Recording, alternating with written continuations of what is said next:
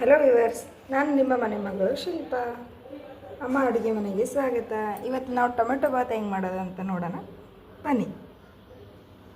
ಮೊದಲಿಗೆ ಬಾಣಲೆ ಬಿಸಿ ಮಾಡಿಬಿಟ್ಟು ಇದಕ್ಕೆ 2 ಟೇಬಲ್ ಸ್ಪೂನ್ ಎಣ್ಣೆ, ಸಣ್ಣದಾಗಿ ಇಟ್ಕೊಂಡಿರೋ ಟೊಮೆಟೊ, ಜಜ್ಜಿಕೊಂಡಿರೋ ಅಲ್ಲ ಬೆಳ್ಳುಳ್ಳಿ, ಕೊತ್ತಂಬರಿ ಸೊಪ್ಪು, ರುಚಿಗೆ ತಕ್ಕಷ್ಟು ಖಾರ ಪುಡಿ, ಅರಿಶಿನ, ರುಚಿಗೆ ತಕ್ಕಷ್ಟು ಉಪ್ಪು, ಜೀರಿಗೆ, ಸಾಸಿವೆ, ಮೆಂತೆ ಮಿಕ್ಸ್ ಮಾಡ್ಕೊಂಡು ಕೊಡು. ಇದನ್ನ ಟೊಮೆಟೊ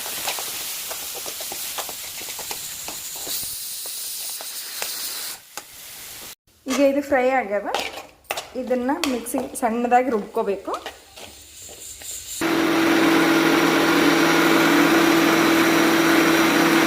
ಈ ಥರ ನುಣ್ಣಗೆ ರುಬ್ಕೋಬೇಕು. ಈಗ ಒಗ್ಗರಣೆಗೆ ಎಣ್ಣೆ ಬಿಸಿ ಮಾಡಿ ಇದಕ್ಕೆ 1 ಟೇಬಲ್ ಸ್ಪೂನ್ ಉದ್ದಿನಬೇಳೆ ಮತ್ತು ಕಡಲೆಬೇಳೆ,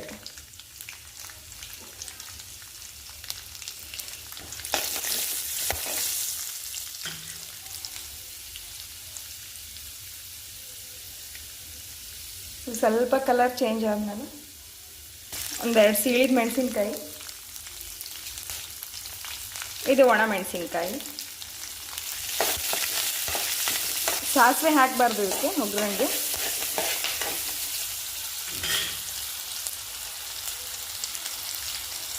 ಹಸಿ ಕೊತ್ತಂಬರಿ,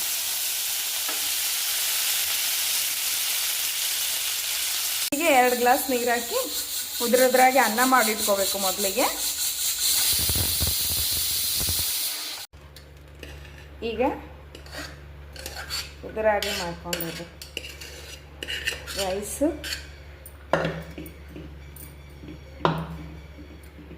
ಮಿಕ್ಸಿ ಮಾಡ್ಕೊಂಡಿರೋ ಮಸಾಲೆ,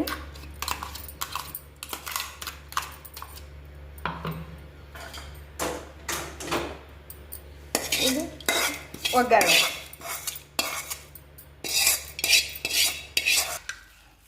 ಟೊಮೆಟೊ ಬಾತ್ ರೆಡಿ.